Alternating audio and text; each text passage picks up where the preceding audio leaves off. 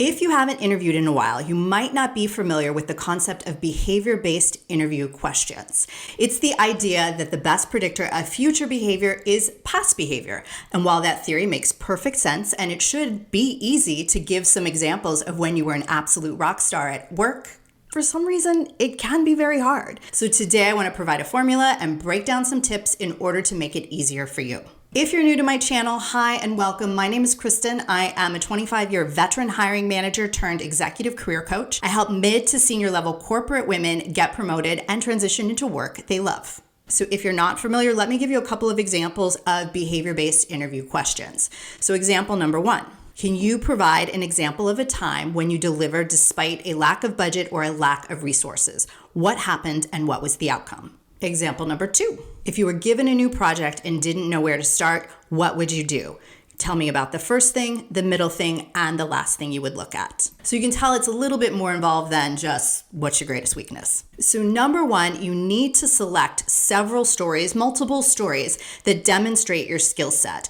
And not just hard skills, but soft skills as well. So if you're a certified Scrum Master, obviously I want to see and understand how you would run a stand-up meeting. Or if you're a seasoned litigator, I do want to understand how you depose a witness. But I also want to understand your skills with regard to communication, leadership, conflict resolution, and that sort of thing as well. So make sure you select stories that can demonstrate both. The one hangup I see interviewees or candidates get stuck on time and time again is they add irrelevant details, make the story longer than it needs to be, and they can often go off track. And while I'm sure your colleague Janine is a lovely person, I don't really care that she had diabetes and that she passed out after lunch.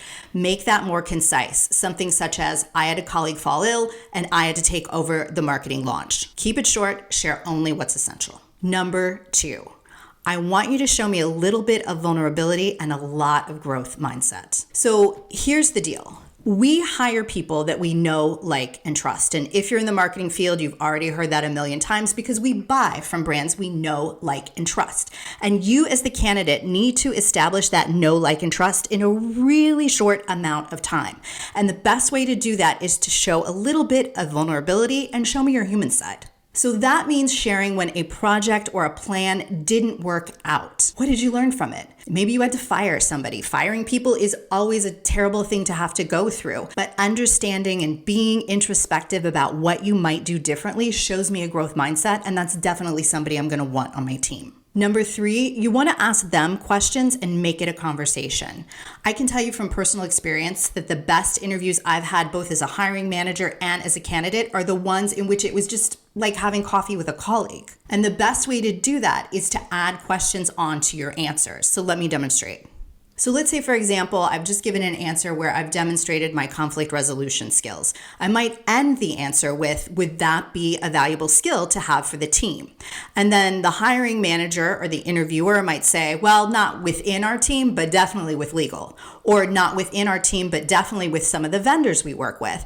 And then that might prompt an additional conversation. And that's a way to win them over and make yourself more memorable. Some additional questions you might want to pepper in. Are there projects you run that are similar to the one I just described? Or what are some of the skills that you think are needed on the team at this time? Obviously make the language your own, but hopefully you understand my point. Illustrate that you're interested, illustrate that you want to add value, and illustrate how you can do so. And number 4, remember the STAR method. Now, I do not love acronyms, but this is one that definitely works. If you haven't heard of STAR, and I assume you have, but it stands for situation, task, action, and result.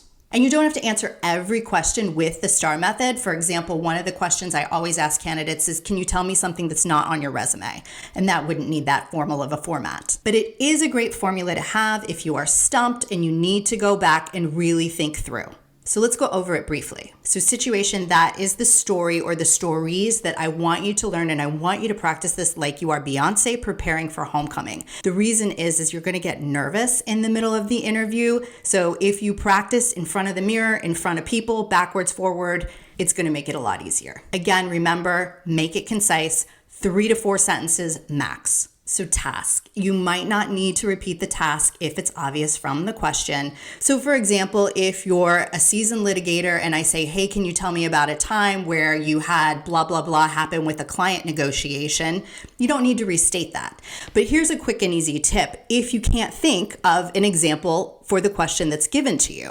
So let's say that I'm given that question. I can't think of an example with regard to a client negotiation. What I would do in that situation is I would find an adjacent example and I would preface my answer with it. So I would say something like, while I can't recall a client negotiation, I can tell you about a time when I had a conflict with a senior partner and needed to negotiate on behalf of blah, blah, blah, blah, blah. Would that be helpful to share?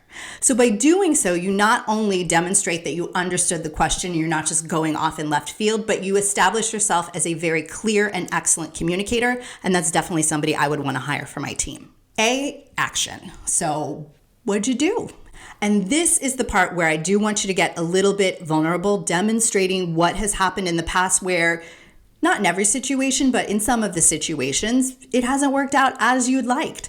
That's to be human. But the one thing that I'm looking for, remember, is the growth mindset. So were you introspective? Are you being vulnerable? Are you learning? I'm always going to take a lifelong learner over other candidates. And then finally, results. And this goes to what I was saying with regard to action. If you tell me in every single answer that you increased sales by 34% or you won over a client despite objections, I don't wholeheartedly believe it, to be honest with you. Nobody is perfect that much of the time. And I know this is a first date situation where you do want to show your best self. But in order to move on to the next round, with me anyway, I do want to see your human side. I do want you to be somebody who can make my life easier, be honest with me, and be transparent. And so this is one of the best ways to demonstrate those qualifications.